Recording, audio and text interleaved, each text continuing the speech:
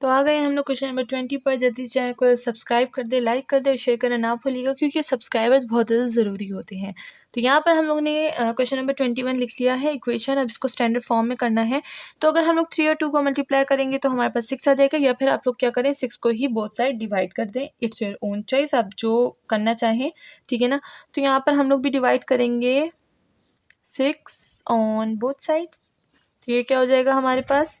अच्छा, मैं अब इसकी डायरेक्ट सोल्यूशन लिखूंगी बिकॉज इट्स इजी इक्वेशन, हम लोग इतना सॉल्व कर सकते हैं। यहाँ पर हमारे पास आ जाएगा x² divided by 2 and plus हमारे पास आ जाएगा y² डिवाइडेड बाई 3 एंड यहाँ पर हमारे पास आ जाएगा 1। 6 डिवाइड हो जाएगा तो 1 आएगा। ये हमारे पास एक स्टैंडर्ड फॉर्म आ गई, हमने स्टैंडर्ड फॉर्म बना लिया है।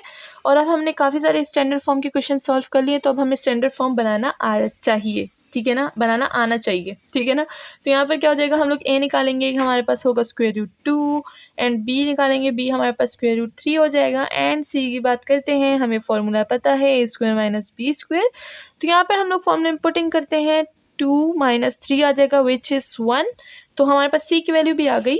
फोकाई की बात करते हैं, फोकाई हमारे पास होगा +-1 एंड 0 ऑफ कोर्स। एंड अगर हम लोग वर्टेक्स की बात करें तो वर्टेक्स हमारे पास आ जाएगी ±√2 एंड ऑफ कोर्स 0। इसकी जो स्केचिंग है वो हम कुछ इस तरह से करेंगे। किस तरह से करेंगे, हाँ इस तरह से करेंगे। तो ये हमारे पास हो गया, फोकाई हमारे पास है 1 एंड -1, ठीक है, ये हमारे पास फोकाई हो गया। वर्टेक्स की बात करें तो प्लस माइनस यहाँ पे आ जाएगा +√2, यहाँ आ जाएगा -√2। एंड अगर हम लोग बी की बात करें वो है √3, तो यहाँ पर हमारे पास √3 आता है, यहाँ पर -√3 आता है।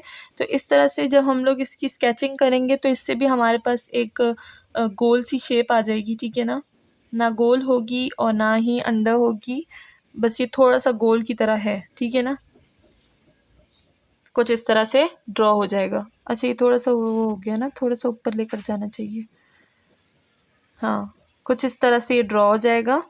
और ये हमारा इलिप्स है, ठीक है ना, इस इक्वेशन के लिए। अब चलते हैं नेक्स्ट क्वेश्चन की तरफ।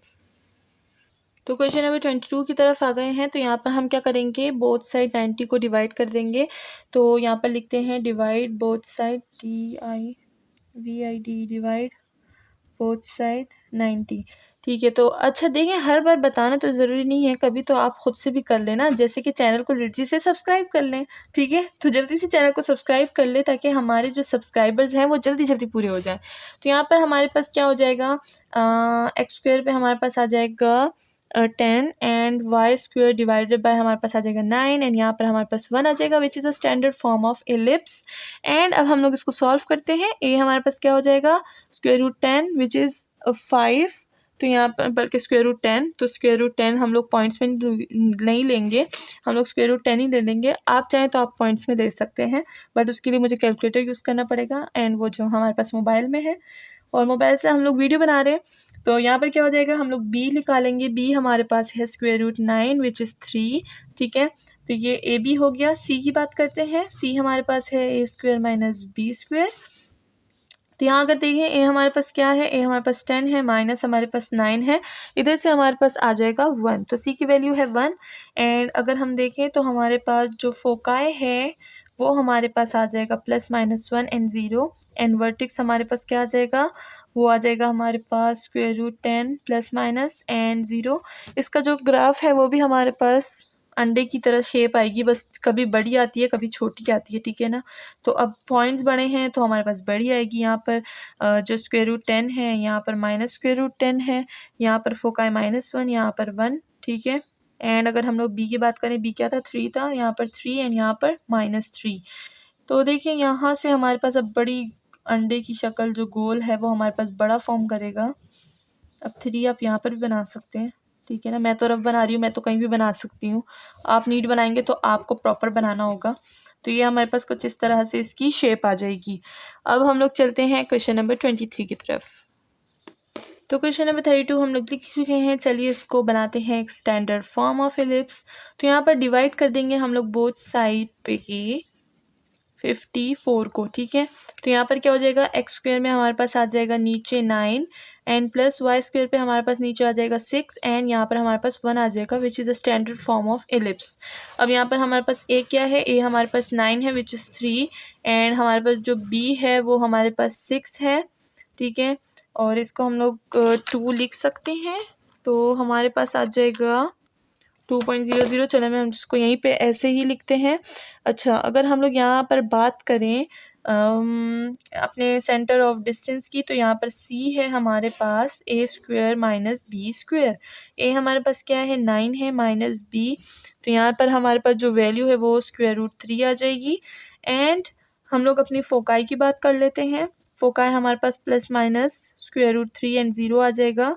एंड वर्टेक्स हमारे पास क्या आ जाएगा, ए हमारे पास क्या है प्लस -3 एंड 0 ऑफ कोर्स। तो यहाँ पर आ जाएगा हमारे पास एक ग्राफ, और इस ग्राफ को हम लोग किस तरह से ड्रॉ करेंगे, सबसे पहले फोकाई लिखते हैं, वो है √3 माइनस एंड यहाँ पर प्लस √3, ठीक है। हमारे पास फोकाई हो गया। एंड अगर हम लोग अपने बी की बात करें, बी हमारे पास √6 है एंड यहाँ पर -√6 है। अपने वर्टेक्स की बात करें तो प्लस -3 है, तो यहाँ पर क्या हो जाएगा, ये हो जाएगा -3, ये हो जाएगा +3 तो इसकी शक्ल भी हमारे पास बाकियों की तरह ही होगी, बट वैल्यूज़ चेंज होती हैं, ठीक है ना। ये कुछ इस तरह से फॉर्म करेगा, हाँ बिल्कुल इस तरह से इसकी कुछ फॉर्मेशन आ जाएगी। अब चलते हैं हमारे पास हमारा जो इलिप्स का लास्ट क्वेश्चन है 24।